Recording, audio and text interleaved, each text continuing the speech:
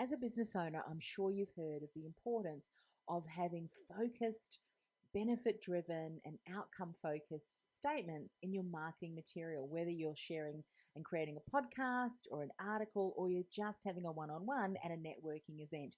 Those outcome focused statements are so important, particularly if you want to compel your ideal clients to take note of what you're saying and then want to have a conversation with you to find out how they can work with you. Now, I know that this is something that many business owners struggle with, and maybe you're struggling with this too.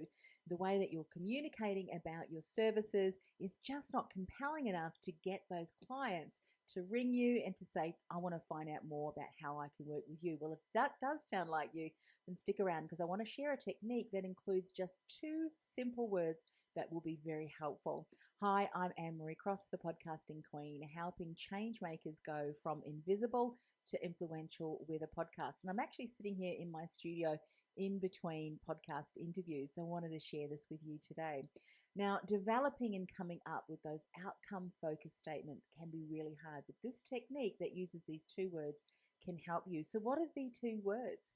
They are so that.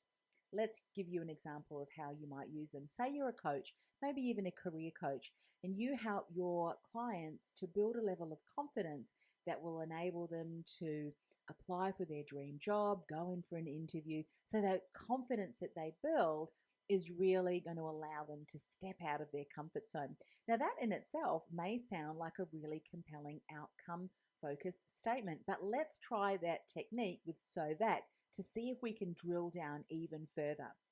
Okay, so you build a level of confidence that helps you go for your dream job so that you're able to put together a powerful resume that really showcases and highlights your strengths and the outcomes that you've achieved in your career so that you're invited to the interview and you're able to really build rapport in such a way that you've never been able to do before because of this newly found confidence that you've had, so that you're able to confidently answer difficult questions in the interview, so that you can position yourself as the best candidate for the role, even if there are hundreds of other people that have applied for that, so that you can confidently negotiate your salary package and get paid what you're worth.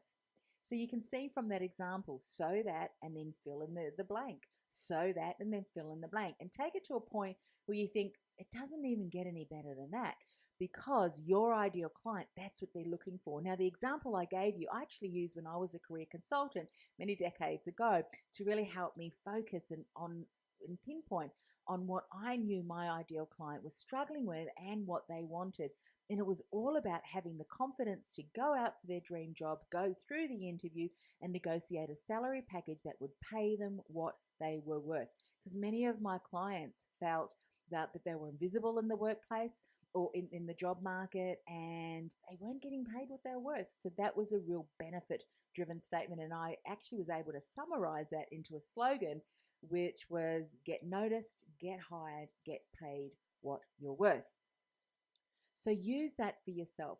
Take a statement that you may be using or thinking about using in your marketing material and asking yourself so that, and continue to drill down. Write down those statements that you come up with because weaving those throughout your communications and in your marketing and of course in your podcast, that's going to be really important because that's going to continue to really speak to your ideal client because he or she is going to know or sense that you really truly understand them and that you've got a solution that's going to help them finally achieve whatever outcome that they've not been able to so far. They'll want to reach out to you and find out more on how they can work with you. So hopefully that was helpful for you. Now, let me know in the comments below, have you heard that technique before? Have you used it? And what outcomes have you been able to get out of that because you've used the so that technique? Or maybe this is the very first time that you've used it, and how's it working for you? Let me know in the comments below and look forward to hearing what kind of ahas you have from using the so that technique.